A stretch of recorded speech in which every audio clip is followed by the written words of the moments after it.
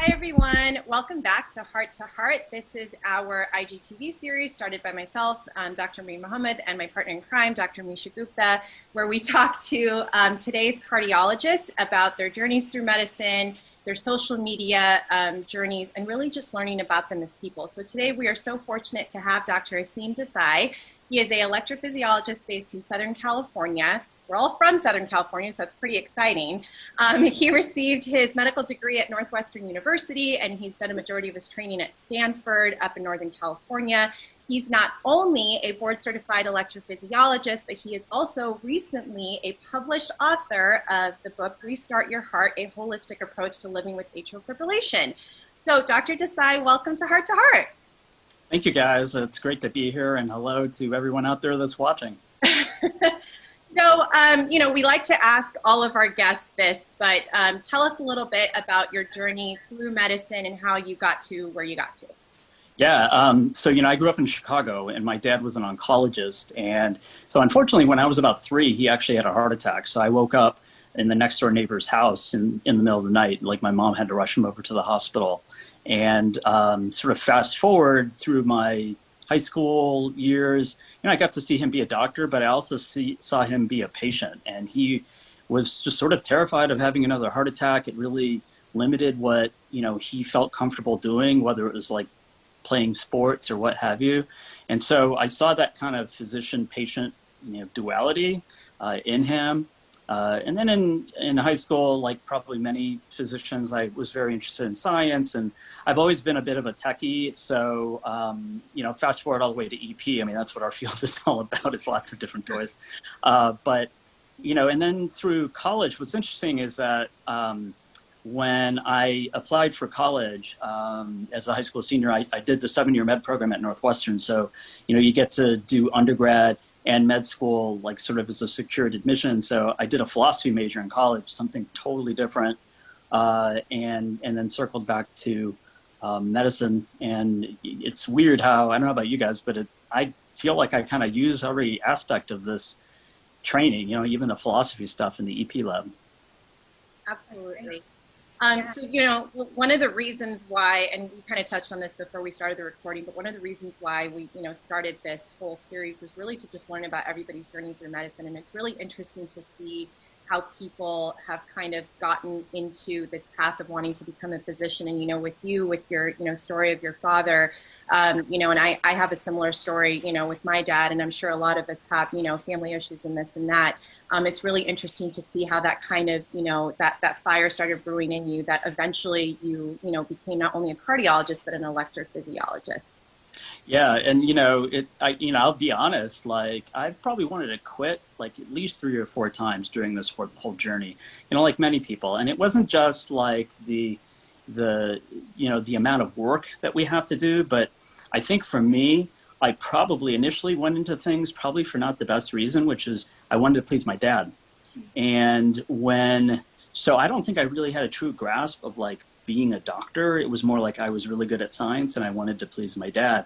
And so the sad part was, like, in the middle of med school, he actually had a cardiac arrest while he was traveling in India. So it was like right before my clin pharm exams. And so I remember like just racing out the door and traveling. It's just a whole blur. And I write about a lot of these experiences in my book in the beginning. And so after his passing, I had to really come to terms with like, okay, am I doing this really like for the right reason? And, I think like many people who are probably listening, and you guys as well, you sometimes have to fall hard to really wake up and see all that life has to offer, and also how to use any of those experiences, the ups and the downs, to just try to grow. Yeah, no, definitely. And I think that, that shows an important point that, we may go into something thinking it's one way, and it totally changes us, not just from our life experiences, but I think the experiences that we have within the field itself, right? So not only what you're exposed to from your family, and now understanding that, right, since you were in medical school and this happened, and understanding kind of the graphs and the reality of that, but also while you're going through training and even as an attending, I think there's this kind of dichotomy of remembering, why did I go into this? Mm-hmm. Why am I here?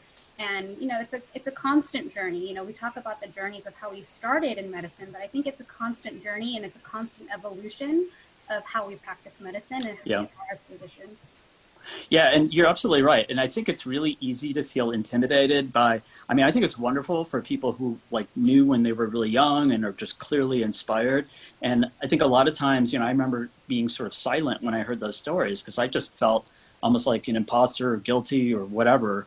And I think you know, each one of us kinds of arrives at this in different ways. And many of our colleagues, you know, have left the practice of medicine and have gone on to do other great things, you know. So I think this field opens up the doors, you know, much more than just patient care. I mean, you know, all aspects of life and society and industry. So, but for me, it's really important, you know, when you have those sort of negative emotions or imposter syndrome, any of those things, I used to just try to like suppress it, you know, because that's like what we do. We just have to get back on track. And then you realize that like any kind of negative emotion, you just like bottle it up and then eventually just comes out in unproductive ways. And so I've become this big fan of mindfulness and meditation and stuff. And it's all about just really trying to sit with some of those feelings. So for, you know, for people that are listening to this, if anyone's in the training process, you know, it's not just like having sort of positive thinking, but it's also, it's just being realistic and saying, you know what, like I'm not alone in this. And I think that's a big thing that I learned is how to open up, like how to actually share, like even tonight, like what I'm doing with you guys. I honestly would have been terrified doing this like 6 months ago because I'm just an introvert. And so the idea of like opening up, and the book has really been a process of helping me do that. Yeah, no, I completely agree. I think even for me personally, it's been a recent awakening where it's this realization of mindfulness and mental health. And like you said, not just being positive, but being transparent with yourself and accepting, you know, what's happening in your life, but also setting your own goals and setting your own, you know, bullet points that you want to reach, whether that's, you know, tackling a hurdle that is in front of you or saying no to a project that has been presented to you. So, right. You know, you touched on how medicine can open the doors to many different industries. And for you, you know, you've become this recently new author, and to everyone, his book, Restart Your Heart, is available on Amazon. So go check it out if you have a chance. But what was your initiative to write the book, and how do you think it's going to help? Yeah, I mean, it was actually another sad story that it was 2018 and we were literally it was the middle of the night, I think on Saturday, and we had a 2-year-old at the time. He's now 3.5. And my cell phone just started ringing and I wasn't on call or anything. And I answered the phone and it's actually a nurse at a hospital in Chicago. And I could hear all these beeping sounds in the back. And she's asking me all these questions. She's like, "Are you Verbala Desai's son?" That's my mom.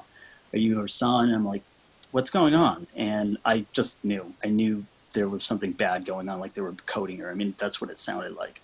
And so I asked them that question, and they were like, yeah, she came in with respiratory distress. It seemed kind of benign at the time, and then it just really rapidly turned for the worse. So literally within 12 hours of that call, I'm on a plane to Chicago and then withdrawing life support on someone who I just talked to a few days ago. And even to this day, I don't think I've processed that trauma. Like so much happened so fast. And then it was like this sort of PTSD almost of my dad too. And so I've always found writing, like I've journaled for many years, and I've always found writing is kind of the therapeutic part. So I started writing about that experience, and then that turned into the introduction of the book. And it had nothing to do with AFib yet. It was just the story of me as a child, and then my dad having a heart attack, and then his sudden death, and then leading to my mom's. And what I didn't really mention along the way is I developed my own medical illness, which has been a struggle even up till today, but it's taught me a lot. And so at the end of that introduction, I kind of talk about how all of these experiences have really brought me to writing this book, mainly because like when I was diagnosed with my issues, like I wish I had a playbook. I wish I had a go-to guide, a credible guide that I could just say, you know what, I don't have to do like a Dr. Google search or anything like that. I can just, find out the information. And then it's just happenstance. So I'm writing this chapter, right? I have no idea what I'm going to write about. And then I'm walking out the door one day of the heart rhythm clinic, and this guy who had been in AFib for 5 years, continuously persistent AFib, who, normally in the past, like we wouldn't even think about trying to restore sinus rhythm. Atrium's big and the likelihood is low. But, I know that what we do nowadays as EPs, I mean, it's incredible. The technology, we have to thank the industry. I mean, not just the physicians, but also the leaders in technology, Biosense Webster or Abbott, any of these companies for developing the technology. So I took his case on because he was miserable still. Like he remembered what he felt like 5 years ago when they cardioverted him. Like he felt great, and it lasted like a week. And then at the time, basically they just said, anything that we do now at this point is likely going to cause more harm than good, in terms of antiarrhythmics and stuff. So, and I get that. I mean, I was in the same shoes. And so I took his case on, we ablated him, we used some adjuvant drug therapy. He ultimately had a loop monitor in, he had pauses, so he got a pacemaker. So he got like the big 3 EP treatments. He's got ablation, drug, and device. But with all of that, he was in sinus rhythm. So I walked him out the door, and he turned to me, and he just goes, "Dr. Desai, thank you for taking me on this journey and like taking my case on. And I was told I just had to live with this and nothing could be done." And it was like, I don't know, guys, that statement just stuck with me. I didn't know that the book was going to be about that, but then that's essentially what the book turned into, was people were being told, like left and right, no matter where they went, a lot of misinformation about AFib. And I get it. It's a complicated disease. It's an individualized disease. And, unless you're living and breathing it every day, like I don't know the first thing about a lot of stuff in cardiology now because I have an EP only practice. So it just taught me that I need to reach directly to patients and their families and healthcare providers. I don't know about you guys, but like there's such a part of our world. We go to AHA, we go to ACC, we go to HRS, and like we're amongst our colleagues and we're presenting these papers and all this great stuff. And then I started looking at the books out there for AFib. There's like nothing written, certainly by an EP, and there was very little written by doctors for patients on AFib. And then I approached Heart Rhythm Society, the leadership there, and I was like, I'm thinking about writing this book. You guys have any thoughts on that? And they're like, yeah, we've been thinking about it for a while. The people who need to know about the disease are out there. So that's kind of the long story to it, but it started personal and then it transitioned into this, kind of mission for people. I love that. I love that you touched on, a couple of things. You have, like we touched on before, you have these personal stories from your own family members, these really deeply personal stories. And that's kind of what started your initiative, in terms of writing this book. And so, and then on top of that, having your patient encounters and being able to, really try to understand what your patient is going through. And that is so incredibly important because I'm sure all of us, can relate to this as physicians, taking care of these patients. A lot of times I think, sometimes we get so sucked into our job, just giving medicines, doing different, management plans, treatment plans, whatever. We forget to put ourselves in our patient's shoes and think about how they're feeling. It's like shortness of breath, we're going to give Lasix, palpitations, we're going to give low pressor. Like we need to understand that these are people at the end of the day and they're putting their trust into us to help them feel better. And for you to take that approach, based on a patient encounter and kind of take this whole, idea on that we have to cater to our patients, I think that's amazing. And to see that there was a void within this space, that there was no real physicians talking to patients about how they can, truly live with this disease right. and get better from this disease.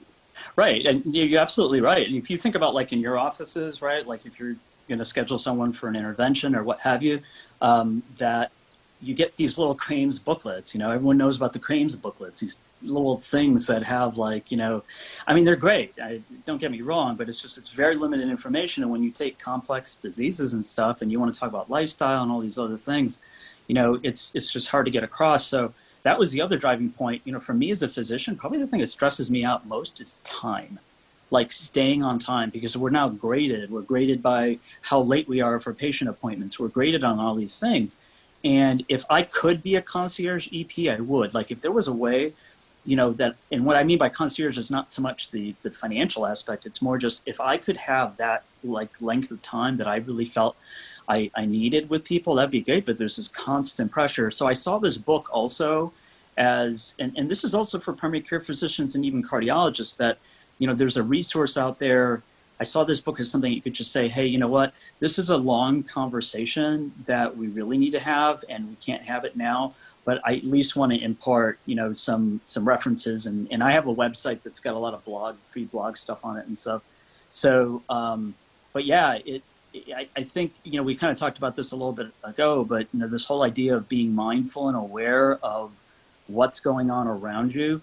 Like I wouldn't have been able to put together the idea of writing the book alongside of my own personal experiences and sort of like connected all the dots. The only way I was able to do that was, I feel like, through practicing mindfulness and just becoming much more aware of my inner world and the external world, and not driving around with blinders on like we often are in the hospital.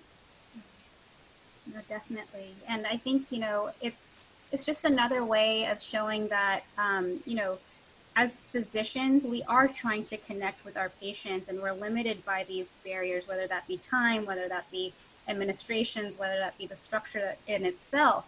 But we are yearning for that time to help our patients, and to really get, to go back to how we started this conversation, to get back to how we started and why we started in medicine, right? And I think by you providing this book to allow for people to, understand at least their disease process more, whether that is from a patient's perspective or from, general cardiologist perspective, or, a general practitioner, I think it's filling, like Ambreen said, a void that we all feel.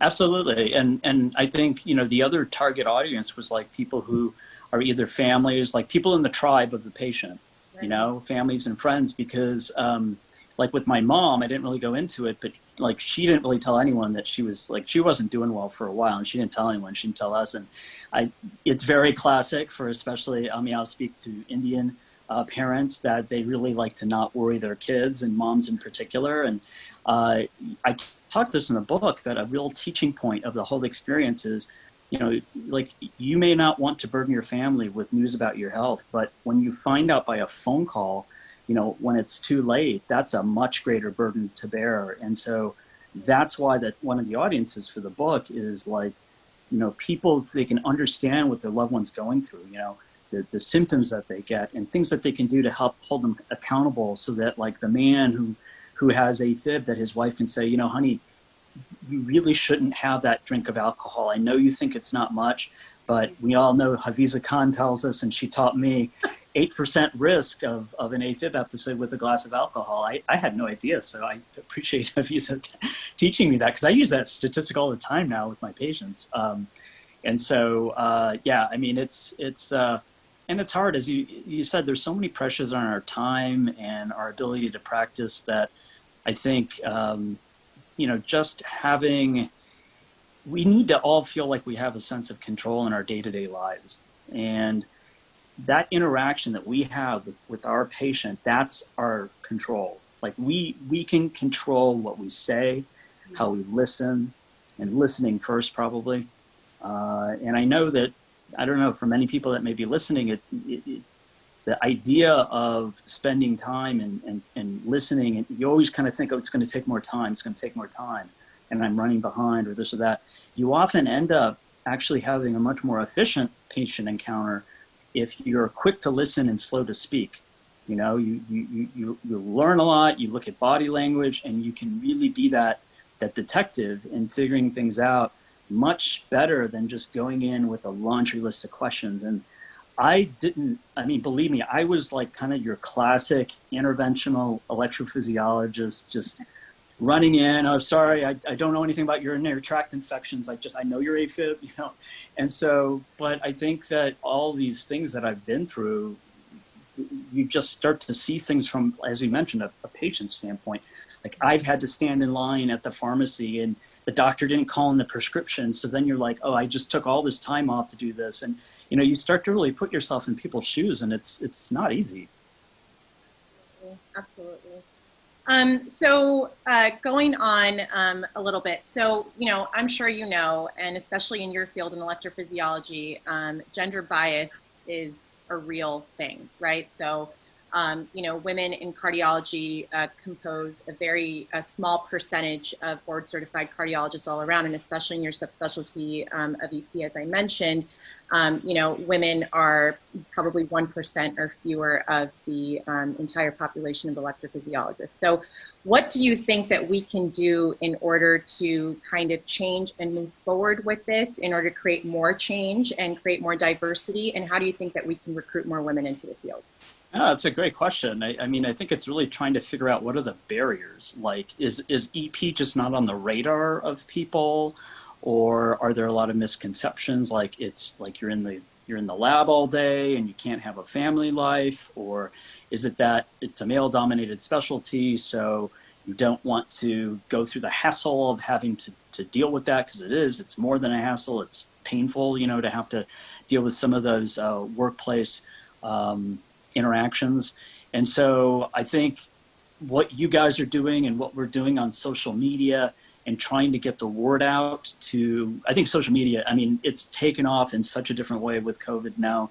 And I think this is a great platform for us to, especially in people younger that are going through the training process or thinking, about things that, like I can say to, say, a cardiology fellow, first year cardiology fellow that may be listening, that EP is such a great lifestyle. I mean, it really is. And like, I've been in EP only practices and they exist. So I have like 12 other partners and I just do EP. So I'm sort of I don't even take general cardiology call. We take sort of deep EP call, meaning like we're available all the time, but only for real EP emergencies. But the point being is that, you got to look at like, what are the barriers? Is it the lifestyle concern? Is it the male-dominated aspect of the field? Yeah, definitely. And I think, like you said, social media has really been changing the game, at least in the visual, right? So, and also the discussions. And so, having the comfort level, I think, from many physicians and many trainees even, to speak up and to ask questions and to reach out on social media, I think is really changing the dynamic within some of these specialties, especially electrophysiology. Yeah. Well, and I think, I love the idea of a tribe, right? I mean, that's such a popular term now. And your tribe can be anyone, it can be family, it can be friends, it could be colleagues, it could be your dog. I mean, my dog is part of my tribe. She's a puppy. She's a Frenchie, come on, she's a French bulldog. Got to be part of your tribe. And so I think social media has created this global tribe. I have to say, like, I being sort of an integrative mindset about mindfulness, and I'm sitting in this cardiology practice in Southern California, I can tell you, I'm not having conversations about mindfulness and stuff with my colleagues. Nothing against anyone, but that's just not their thing. And by social media, I've been able to find like integrative health physicians, and it's so, you put these hashtags out of the things that bring you joy and you're passionate about, and suddenly you find this whole tribe of people. So for people that are listening, there's often a sense of feeling alone and disconnected. And you now realize that, especially when things are visual, like Instagram, for example, that you can really connect with people and realize your tribe doesn't have to be this geographic, local situation, where I often feel like it's hard for me to connect with a lot of the doctors in my group, just because I think it's just because people are mainly focused in on work. Like, that's their thing. And that's great. I mean, that's their thing, but that's not my thing.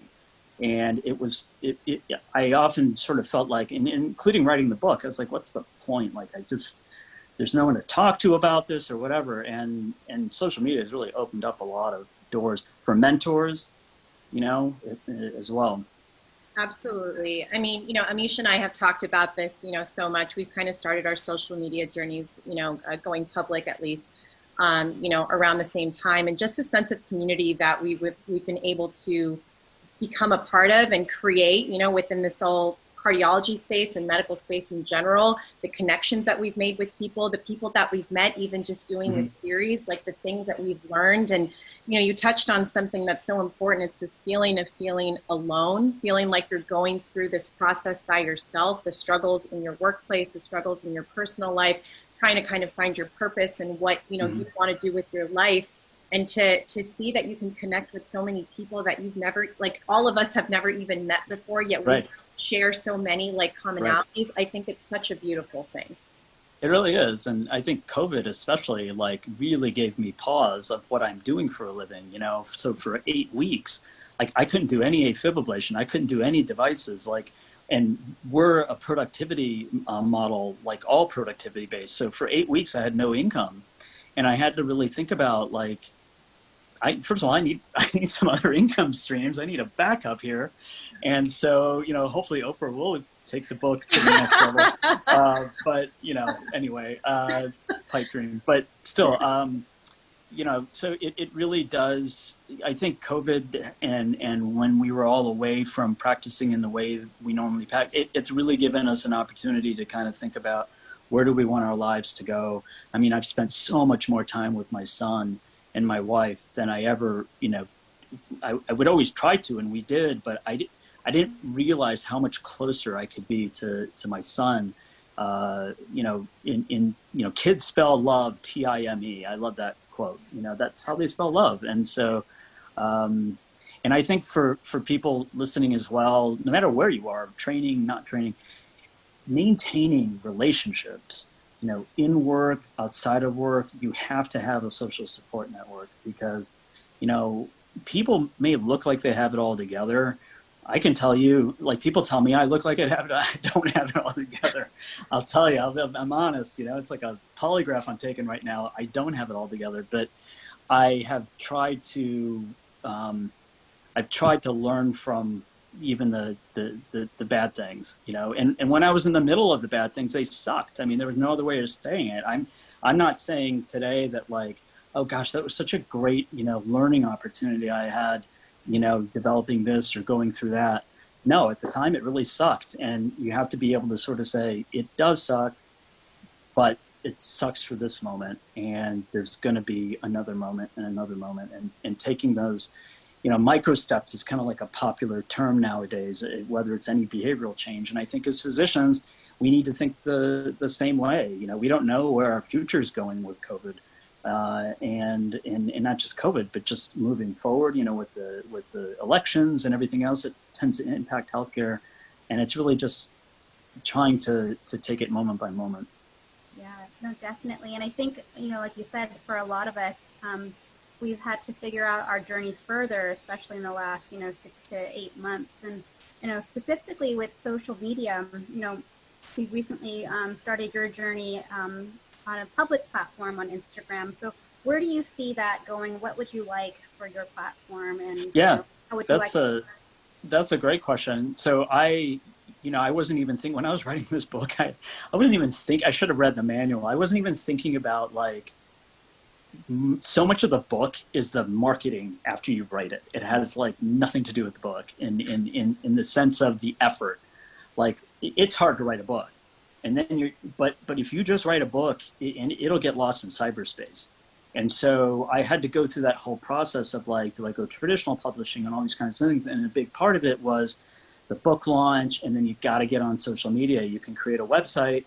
And these are all like, I mean, these are all great learning experiences. I never thought I'd be talking about domain authority, you know, in my website and all this other stuff, but it's really helped me grow in a lot of ways. And it's so important, I think, now for doctors to be well-versed in this because, you know, it's a global community, and you guys and I have people reaching out from all over, you know, to connect. And I think that for me, for social media, it's interesting. Like I started off with Facebook because I was thinking about the demographic for my book. Like most patients are in the older demographic. And then when you look at like the data behind different social media channels and platforms, you know, Facebook hits a certain group, Instagram hits a certain group, Twitter, LinkedIn, and everything. And I just didn't. I mean, I still am active on Facebook, but once I found Instagram and I started seeing, and it was actually Haviza Khan's post, like she popped up, and I was like, wow, and she's an EP and she's able to do that. She was actually very inspirational. So I probably took the kind of very basic Instagram account that I had, and I started learning from all of you, like from you guys, and then Jonathan Fisher, he's at Happy Heart MD. We're doing a suicide prevention stories and strategies next week, an Instagram live of that, and he and I met through LinkedIn, and I started to learn that he was all about compassion and teaching mindfulness to physicians and preventing burnout and all those kinds of things. And I started realizing that, there's this community that we're building, and you asked, like, where do I see it going for myself personally? I really like Instagram. I like how visual it is. And for EP, I mean, we create cardiac art. I mean, the maps are just beautiful, whether they're the animation maps or the still frames. And that just kind of got me thinking that. And then I just love how you can connect with people, and the people that are following you, you're following very easily. Like on Facebook, there's just so much busyness going on the screen, and everything has to be scrolled up and down. Whereas with Instagram, you have all these other platforms, the stories, the reels. It's just a lot of different, it's just fun. It's just engaging. And so my website's kind of my hub, and it was centered around the book. It'll probably evolve, but I'm thinking about having a page that my social media feeds into that's going to be more like tools, tips, strategies for people that you can't really do on like an Instagram page, but almost like a reservoir of a lot of the stuff I talk about on Instagram, but having a web page for it. So I see building a link with my website, kind of a back and forth, more so.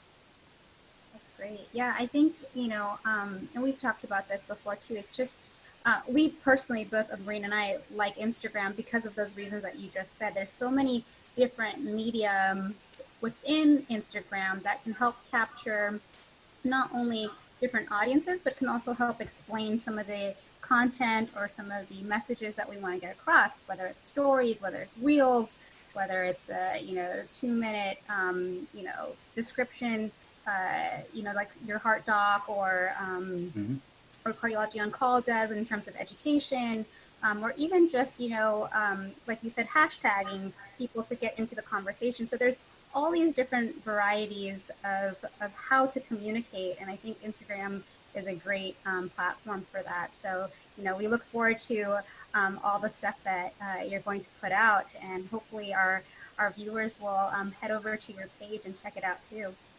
Yeah, and thank you. Yeah, I think like the thing that Haviza and I did on AFib, I think it's a good example. Like we all need to do more of that together. Like I love how we can have these sort of the work that you guys are doing here, and I just kind of envision this sort of consortium of healthcare providers on social media, on Instagram, kind of being a force of information, of credible information that's relatable.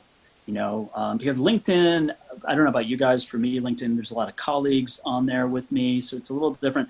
Twitter, it's like hashtag #EPPeeps. That's like the hashtag of Twitter. So like pretty much everyone's throwing up the latest journal article from Heart Rhythm Journal or something. So it's not really the platform, but Instagram in particular. And I think it just lends itself towards connecting with other healthcare providers on a common goal, And like you can interact so much easier with people too. I put a story up about like ask a question, just very simple, like ask a question, cardiologist corner, and then like probably within a very short period of time, there were like 5 or 6 questions up there that were really good. The one thing I've learned, and I know a lot of people know this, is this stuff is so addictive, and you can go down a rabbit hole. Like of Instagram, you could just go down a rabbit hole, and that's why it's good if you have a family. If you have a 2-year-old, like you can't go down the rabbit hole that long. And if you have a 2-year-old and a French bulldog that's a puppy, which I do, you really can't go down the rabbit hole very long. But it's so easy to like get caught up in this, and all the work that we're doing, I think, is great. But we do need to, at least I know, I need to like rein myself back though, and say, gosh, look up at the sky, or I'm going to get that cervical discomfort, Yeah, I mean, you raise a really good point. I mean, you know, as good as it is connecting with everyone, speaking with everyone, reaching out to people, doing the Instagram lives, doing, you know, these types of sessions, you know, DMing people, commenting on stories, whatever it is, it consumes a lot of time. And we also have full-time jobs that we're doing as like our primary thing, you know? So we have to also understand that we have to set boundaries for ourselves, because once you start getting so consumed in this, like sometimes I feel drained at the end of the day. It's not because of work, it's because I'm scrolling through Instagram and it just consumes so much of your mind. So and you know, I mean, there's a lot of data on this, you know, in terms of the negative impact it has on emotional and mental health. And I think that everything, you know, in balance. But I think you guys asked a really good question earlier, which is like, where do I see it going? I think that's the question that you have to ask yourself of like, what am I doing this for? How am I measuring like success every day? Like, why am I actually doing this? Why am I on this program with you guys? Like, and sort of thinking through, well, initially it's visibility often. Like you want to connect with people, you want to build this platform out there, but where are you going to take that platform? So when I was starting to write a book, you know, to share that experience, when you start looking for literary agents, if you want to go the traditional route, like you have to have a social platform. Like they won't even look at you unless you have a social media platform. And I didn't. So that taught me very quickly, okay, if I want to write, if I want to publish books, you know, other than self-publishing, like you have to do that. So that's probably for me, kind of the way that I got into social media. But now I you know, because people use, if you're going to put this much time into it, I don't think it's a bad thing just to ask yourself, well, is there a way I can monetize some of this? You know, because the reality is that Instagram and all these social media channels, they can be sources of revenue if you're doing it for the right reasons. You know, then it's kind of a win-win. I mean, it's great to do it also just to do it, but I think you have to, especially people who are just starting to get into this, like ask yourself, like, why am I doing it? And you can get burnt out on it really fast. So it is important to kind of pace yourself. Definitely. You know, and I think, you know, it gets back to your point of just mindfulness, right? And then figuring out what do I want from each project in my life, whether that's my primary job, whether it's, you know, this avenue of Instagram or any social media platform, whether it's taking on different hobbies or activities. But I think we have to connect to ourselves, and then after that connection, we can connect with other people. So, you know, I think that you've given us some amazing advice here today. Is there anything else that you would like to tell our audience before we head out? Yeah, I would just say, you know, wherever you're at in life, like you're not alone. Like there's people around you. There's people on social media, but you have to figure out a way to open yourself up. And honestly, just something as simple as looking someone in the eye rather than looking down or not looking at them, that can be the easiest way to open yourself up. And just start meditating. I mean, that is my one thing. Start meditating. I use the Calm app. It's awesome. There's a lot of great ones out there, but start meditating, because that will give you a tool you can use your whole life no matter what you do.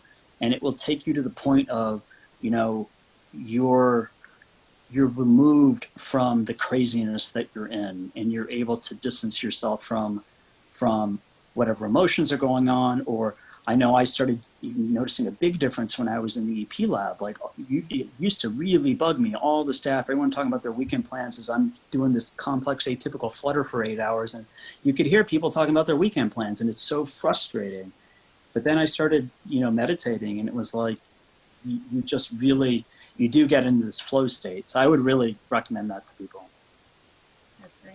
Well, thank you so much, Dr. Desai. You know, we love having you here. We hope for future collaborations. Yeah. And if it does call you, you know, remember us. Absolutely. Thank you so much for having me. Yeah, of course. Well, and to everyone out there, thanks for joining us for another episode of Heart to Heart. We'll see you next time. Bye. Bye. Bye. Bye.